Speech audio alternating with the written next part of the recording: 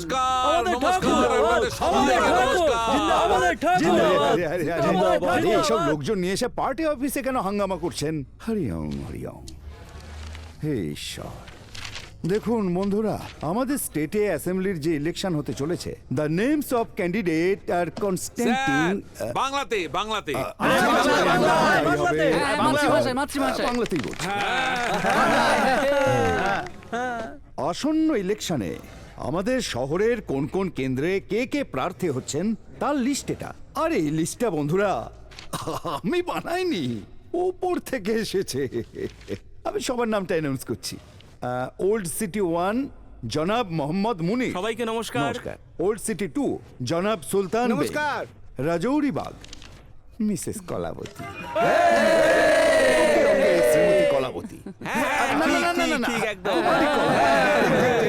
Church gate Arvind Tendulkar, Kalbadevi, Mahendra নমস্কার sir.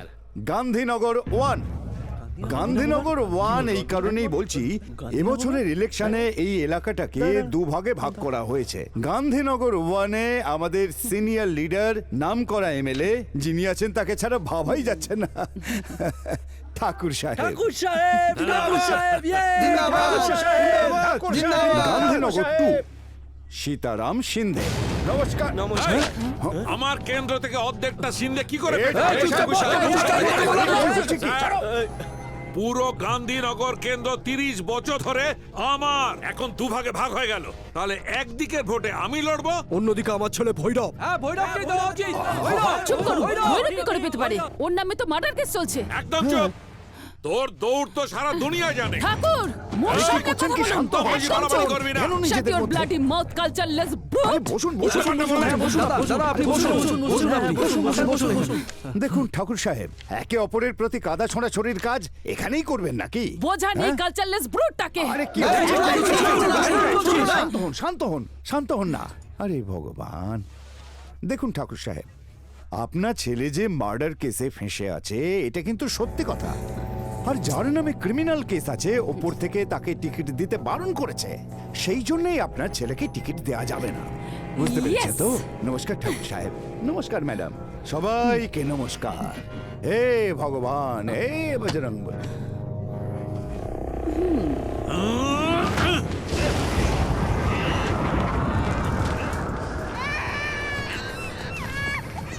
এই বাড়িতে কি সবাই মরে গেছে? বাচ্চাটা কাঁদছে, কোলে নেওয়ার কেউ নেই? কোথায় গেছিলিস? ছেলেকে নিয়ে ভেতরে যা। যা। আমার কেন্দ্রটা দুভাগে ভাগ হয়েছে, দুটো ভাগ করেছে। যখন পুরো এলাকার লোক আমাকে নেতা মনে করে, তখন অন্য এলাকাটা কার পাওয়া উচিত? আপনার আরে ছেলেকে সেইটাই তো ওদের সামনে বলেছিলাম।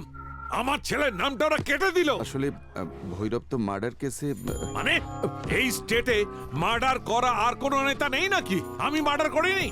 আমি এই পায়ে কত লোককে পিষে বেড়েছি সেটা আপনার জানা নেই? বাবা, আপনার ওষুধ। হাট! স্যার, আমার কাছে এর একটা উপায় আছে স্যার। ভৈরবের খুনের দায় কেউ যদি নিজের মাথায় নিয়ে পুলিশে সারেন্ডার করে, তাহলে আমি ওকে এক্ষুনি ছাড়িয়ে নিতে পারি।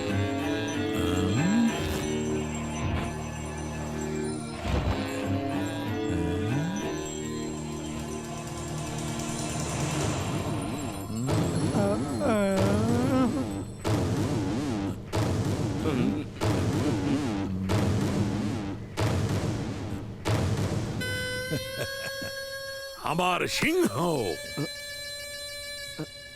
দাদা, আমি? টাকা দেবো, টাকা। কিন্তু দাদা, আপনি যে আমাকে কর্পোরেটর বানাবেন কর্পোরেটর বললেন। করে দেবো রে। এই কেসটা তুই মাথায় নিয়ে নে, 2 দিনের মধ্যে ছাড়িয়ে আনবো। ইলেকশন শেষ হলেই তোকে কর্পোরেটর বানিয়ে দেবো। ভৈরবকেই তো আপনি বাইরে আনতে পারলেন না। এই মার্ডার কেসের দায় আমি নেব না। এই মার্ডার কেসে তুই আসামি হবি নিজে, তারপরেই উনি তোকে কর্পোরেটর বানিয়ে দেবেন। মার্ডার কেসে ফেসেছে বলেই তো ভৈরব টিকিটটা পাইনি। আমি যদি এই কেসটা আমার মাথায় নিই, আমার সঙ্গেও তো একই জিনিস হবে দাদা। কিরে, ঠাকুর সাহেবের সঙ্গে তর্ক করছিস? ঠাকুর সাহেবকে সম্মান করে কথা বল। যদি তুই এতই সম্মান করিস, তাহলে মার্ডার কেসের দায়টা নিজে নিচ্ছিস না কেন? ভয়ে প্যান্ট ফেটে গেছে। তুই চুপ কর।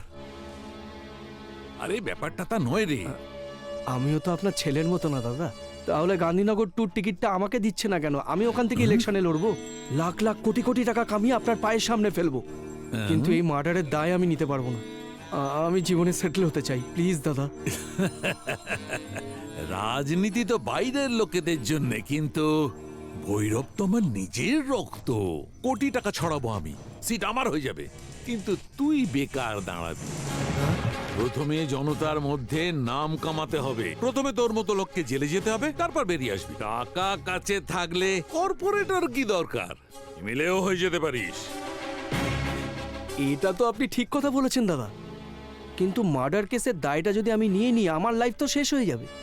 মানে আপনার ছেলেকে বাইরে বার করার জন্য আমাকে ভেতরে যেতে হবে। আমি বরবাদ হলে কারুর কিছু যায় আসবে না। আপনিও পারেন দাদা। আমি এখন বুঝতে পারছি যে কার কার ক্ষতি করে আপনি এত বড় বাড়িটা তৈরি করেছেন। হারামজাদা! বেঈমান!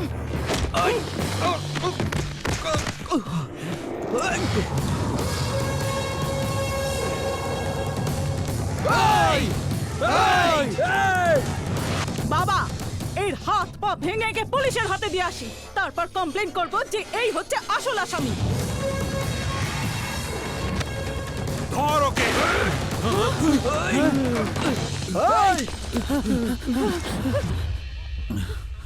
আপনি নিজেকে খুব বড় পলিটিশিয়ান মনে করেন, এবার আপনার চালাকি আমিও ধরে ফেলেছি। আমরা আপনার জন্য ঝান্ডা ধরেছি, জিন্দাবাদও বলেছি, মার্ডার কেসের দায় নিয়ে আবার জেলেও যাব, কিন্তু আপনি বাইরে থেকে মজ মস্তি করবেন, চেয়ারে বসে লাখ লাখ টাকা রোজগার করবেন।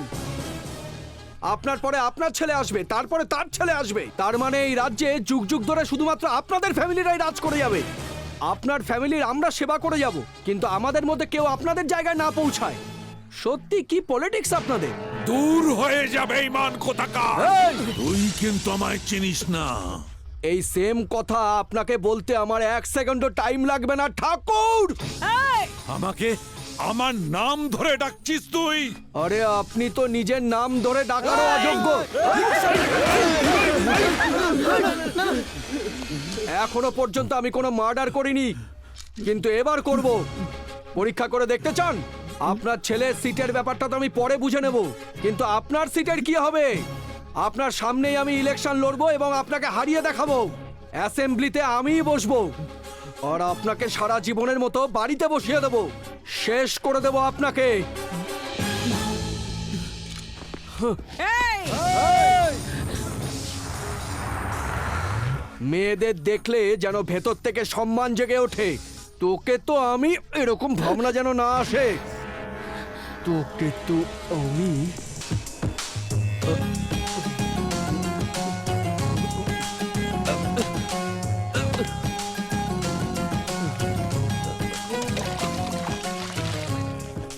আরে কথা শোন, অত খাস না। আছিস তো? শোন না, যেটা বলছি শোন।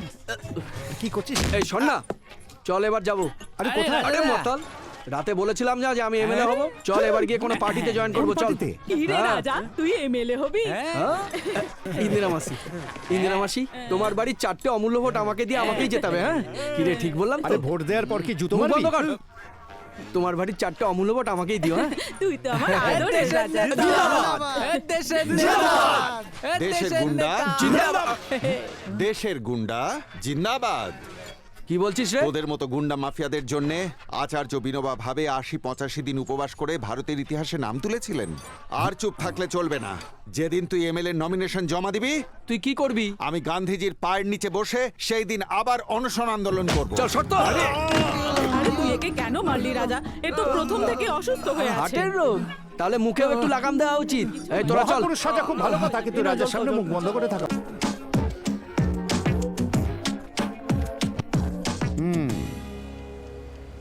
এমএলএ হতে চাও নাকি? ইয়েস।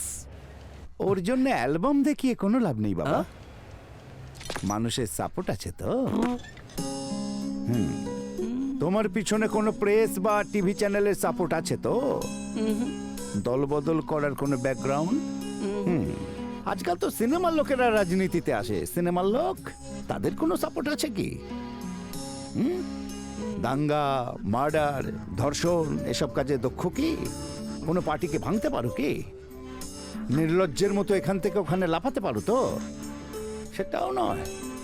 জাতির নামে, ধর্মের নামে, ভাষার নামে পাবলিককে খেপিয়ে তুলতে পারবে তো? তোমার গ্র্যান্ডফাদার কিংবা তোমার ফাদার তাদের কোনো পলিটিক্যাল ব্যাকগ্রাউন্ড আছে কি? হ্যাঁ,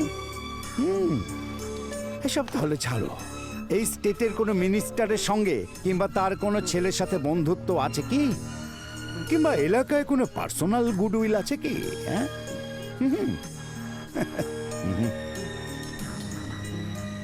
সিটের জন্য কত টাকা দেবে?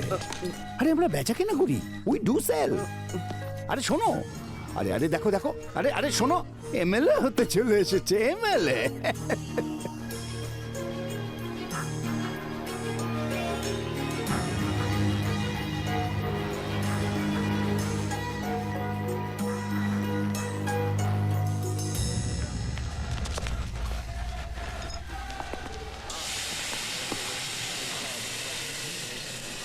দাদা বিরিয়ানি খাও। মা বানিয়েছে দাদা, খেয়ে নাও না। এই তো ভাই বিয়ার আরে শোন না এখান থেকে। কি হয়েছে দাদা, এত রেগে গেছো কেন? ও প্রত্যেক পার্টি অফিসে গিয়েছিল, সবাই ওকে না বলে দিয়েছে। আরে সেই জন্যই পলিটিক্স রাগ তো হয়েছে। সত্যিই নোংরা, বলে এক করে আর এক, সবাই হলো মিথ্যাবাদী। ভাই এই পার্টি ছাড়ো, তুমি ইন্ডিপেন্ডেন্ট যাও। ইন্ডিপেন্ডেন্ট? আরে ভাই আজকাল সবই ইন্ডিপেন্ডেন্ট পার্টি, জানিস? ঝাড়খণ্ড, রাজস্থান, কর্ণাটক সব জায়গায় ইন্ডিপেন্ডেন্টরা জিতেছে, রাজত্ব করছে। সিঙ্গেল যদি যাই তাহলে পাবলিকের সাপোর্ট। আরে পাবলিককে ধরতে গেলে নিজের পার্টি কর, পতাকা তোর, চিহ্ন তোর, আইনও তোর, পুরো পার্টি তোর মুঠোর মধ্যে থাকবে। আরে কি বলেছিস মাইনি? পলিটিক্সে এরকমও হয় নাকি? ব্রিটিশ আমলেও গান্ধীজি একা বলেছিল ভারত মাতার জয়, কি হলো? সারা দেশ ওর সঙ্গেই জয় বললো। অন্ধ্রের কথা যদি বলিস, এনটিআর পার্টি করেছে, আর তাতে কি হলো? স্টেটটাই ওদের হয়ে গেল। সুপার আইডিয়া, আমরাও পার্টি তৈরি করব। তারপরে কি করব? মাইক নিয়ে অন্য পার্টির লোক চোর আর আমরা ভালো, এটাই বলবো। শুধু তাই না দাদা, বাস ticket, train ticket, airplane ticket, চাল, বিরিয়ানি, তেল, নুন, সবজি, সর্বোপরি ঘর, বাড়ি, গাড়ি, ওয়াটার বিল, ফোন, হসপিটাল বিল, ইলেকট্রিক বিল, তারপর সোনা, রূপো, চাকু, ছুরি, যা কিছু আছে সব ফ্রি ফান্ডে দেবো, এটা ডিক্লেয়ার করে দাও তুমি। এই সব কিছুই ফ্রিতে দিতে হবে? পাবলিক রাজি হবে? আরে পাবলিক হচ্ছে পাগল, ফ্রিতে কিছু পেলে লাইনে দাঁড়িয়ে পড়ে, ভোট দেওয়ার জন্য লাইন দিয়ে দেবে। তুই জিতে যাবি। জেতার পরে এইসব দেওয়ার জন্য টাকা কোথা থেকে পাবো? সরকারের কাছে আমাদের টাকা রাখা আছে ভাই। প্রথমে আমরা নেবো, বাকিটা পাবলিকের জন্য। ব্যাস, আমাদের গ্যাং পুরো সেটেল। সবার নিজের নিজের গাড়ি থাকবে, সবার নিজের নিজের বাড়ি থাকবে, একদম ফুল সেটেল। আমাদের ঝুলি পড়ে যাবে। আমাদের দেশের নেতা জিন্দাবাদ, দেশের নেতা জিন্দাবাদ, আমাদের দেশের নেতা জিন্দাবাদ, দেশের নেতা জিন্দাবাদ। না বিয়ার নাও, বিয়ার খেয়ে তোকে তো- নাও। কেন খেয়ে নাও, শুকনো কেন শুকনো খাচ্ছ শুকনো শুকনো? গুরু? আমার লাগবে না। আমি ভাবছিলাম যে আমাদের দলের কি নাম রাখবো। আরে এতে এত ভাবার কি আছে, যা খুশি একটা নাম রেখে দিলেই হলো। হ্যাঁ, নাম রেখে দাও বিরিয়ানি পার্টি, সবাই খায়। ঠিক তাহলে বলিস। ভেজিটেরিয়ান ভোট একটাও পাওয়া যাবে না। ভাই আমরা যদি বিয়ার পার্টি রাখি, মহিলারা আসবে, জুতো পেটা করবে। ভাই জঞ্জির থেকে দিবার, তারপর নিজের চেষ্টায় বাগবান থেকে ওই পা হয়েছেন অমিতাভ বচ্চন। ওই বিগ বি পার্টি। সেটা লেট হয়ে গেছে। বহু বছর আগে রাজনীতিতে গিয়েছিল, কেটেও পড়তে হয়েছে। তাহলে আমার প্রিয় সর্দার, ছয় মারার বাদশা, লাফটার চ্যালেঞ্জের জাজ, ওই নবজাত সিধু, ওই সর্দার পার্টি। আরে ও তো প্রথম থেকে একটা পার্টির এমপি ছিল। আর কোন সেলিব্রিটি বাকি নেই রে, কোনো না কোনো পার্টিতে ঢুকে পড়েছে। তাহলে এবার তুই বল। খারাপ ভালো সব পাবলিককে রক্ষা করে যে ভগবান, পৃথিবীতে সর্বত্র বিরাজমান গণপতি, জয় ঠাকুর, জয়, গণপতি জয়। পার্টি। হ্যাঁ, ব্যাস, ব্যাস, ব্যাস, ব্যাস, রেখে দে। সব মুসলমান এইদিকে, সব খ্রিস্টান এইদিকে, আমাদের দিকে কেউ থাকবে না। কি বলছে কি? পুরো পাবলিককে আমাদের সাথে রাখতে গেলে পার্টির নাম কি দেওয়া উচিত? এই এর মাথায় তো দেখছি পার্টি তৈরি করার ভূত চেপে কি বসেছে। বলছো দাদা? রাজাদা সিএম হলে তো তুমি ডেপুটি সিএম হবে। এখনই তুমি রাজাদাকে উস্কাচ্ছ, পরে আবার বদনাম করছো। কি বলছো কি তুমি? বুঝতে পারছি এইদিকে। না। উনি কে?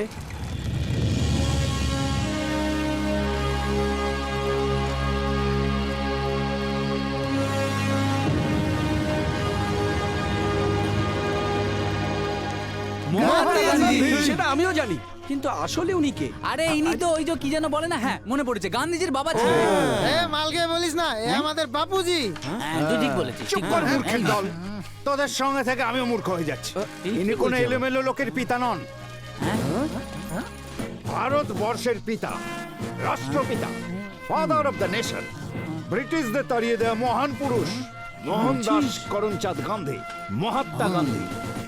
উনি যদি এতই মহান, তাহলে এইভাবে হাওয়া খাওয়ার জন্য কেন দাঁড় এমনি এমনি করিয়েছেন? হাওয়া খাচ্ছেন না, সব টাকাতেই তো ইনি। হ্যাঁ, ইনি আছেন তাই না? সব নোটের উপর এনার ছবি আছে তাই না? তাছাড়া কি? এনার নামেই পার্টি করব। তাহলে সমস্ত পাবলিক আমাদের সাপোর্ট করবে, কি বলিস? দাদা যাই সত্যি বলো, বলছি কি কি আইডিয়া idea খুঁজে গুরু। বের করেছো দাদা আরে দারুণ আইডিয়া আমাদের পার্টির নাম হলো মহাত্মা পার্টি বাহ, বাহ, আর বাহ, আমাদের বাহ, পার্টির বাহ, চিহ্ন বাহ, হলো বাহ, মহাত্মা গান্ধী মহাত্মা পার্টি জিন্দাবাদ। Mahatma party Mahatma party Mahatma party Mahatma party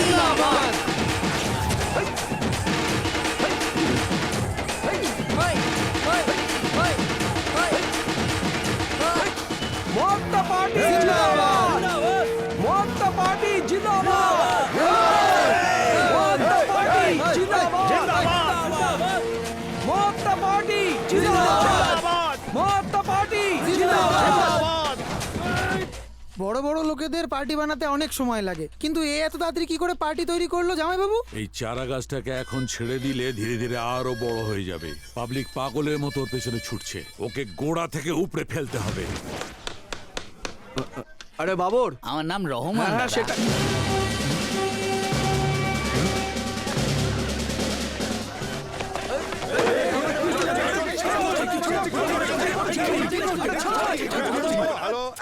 hello, এটা কি ইন্টারন্যাশনাল আইডি ফ্রডকে, গুন্ডা মাফিয়াকে, অত্যাচারীকে, হত্যাকারীকে, ধর্ষণকারীকে আর কখনো কখনো আমাদের মতো অসহায়দের আপনাদের মতো পুলিশের হাত থেকে বাঁচানোর জন্য এটা সুদর্শন চক্র, মানে অ্যান্টিসিপেটারি বেল। আরে ছাড় তো আরে ছাড় রে গান্ধীজিকে প্রণাম করে যে রাস্তায় এসেছিলেন সে রাস্তায় আবার ফিরে যান। দেশের নেতা দেশের নেতা দেশের জিন্দাবাদ রাজার বেল করি আমি কোনো দোষ করিনি ড্যাডি। ঠাকুরদের মতো লোকদের সাথে মেলামেশা করে আপনি নিজের মান সম্মান খুইয়েছেন। পরিবারের জন্যই টাকার লোভে নিজের সম্মানকে ফাঁসি কাটে ঝুলিয়ে দিয়েছেন। বাঁচার জন্য এতটা নিচে নামতে পারেন আপনি? এই জন্যই সমাজটা আজ ওলট পালট হয়ে যাচ্ছে। আমাদের দেশে নীতি ন্যায় সেই শ্রী রামচন্দ্রের যুগ থেকে চলে আসছে, কিন্তু আজ এই ন্যায় নীতি কেউ পালন করা নেই বলে দেশটা বরবাদ হয়ে যাচ্ছে। এই কথা তো গান্ধীজি অনেক আগেই বলে দিয়েছেন ড্যাডি। রাজার ওপর আমার ভরসা আছে ড্যাডি। একদিন না একদিন ও আমাদের সবাইকে ঘুম থেকে জাগিয়ে ন্যায়ের আলো দেখাবে। সেদিন লজ্জায় মুখ ঢাকতে হবে। এগুলো ভাষণ দেওয়ার জন্য ঠিক আছে, যে জনতার জন্য কিছু করতে চায় সেই জনতাই ওর জীবন মরণ সমস্যা করে দেবে। সত্যি এটাই যে তুই যে কাজটা করেছিস তার জবাব ঠাকুর সাহেবকে আমাকে দিতে হবে। হ্যাঁ রে মা, কপাল তো আমারই খারাপ।